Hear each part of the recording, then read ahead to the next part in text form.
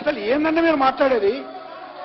తెలంగాణ పైన తెలంగాణ ప్రజలకు మీ పట్ల విశ్వసనీయత ఉంటే రాజేంద్ర ఎన్ని సీట్లు పోటీ చేశారా మీరు? 50 సీట్లు పోటీ చేస్తే ఎన్ని సీట్లో గెలిచింది మీరు?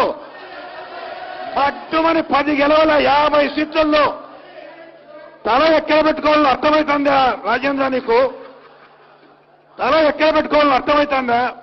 తెలంగాణలో మీకు విశ్వసనీయత ఉందా, మాకు విశ్వసనీయత ఉందా చెప్పు. 50 సీట్లు పోటీ చేసి 10 సీట్లు గెలిచి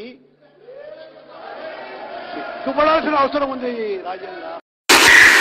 ఏం జరిగిందో దేవుడికి తెలుసు. పెద్ద నేనైతే చేయగలిగింది ఏమీ లేదు. ప్రజల తీర్పు తీసుకుంటాం,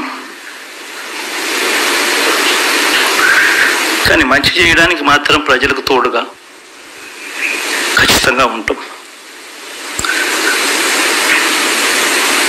వాయిస్ ఆఫ్ ది వాయిస్లెస్ కింద ఈ పార్టీ తాను చేయాల్సిన పని తప్పకుండా చేస్తుంది. పేదవాడికి అండగా ఉండే కార్యక్రమంలో ఎప్పుడూ కూడా పేదవాడికి తోడుగా ఉంటూ గలం వెప్పుతుంది, పేదవాడికి అండగా నిలుస్తుంది.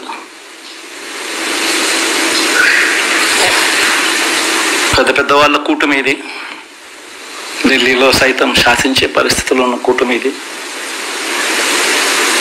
ఆ కూటమిలో ఉన్న బీజేపీకి, ఆ కూటమిలో ఉన్న చంద్రబాబు గారికి, ఆ కూటమిలో ఉన్న పవన్ కళ్యాణ్ గారికి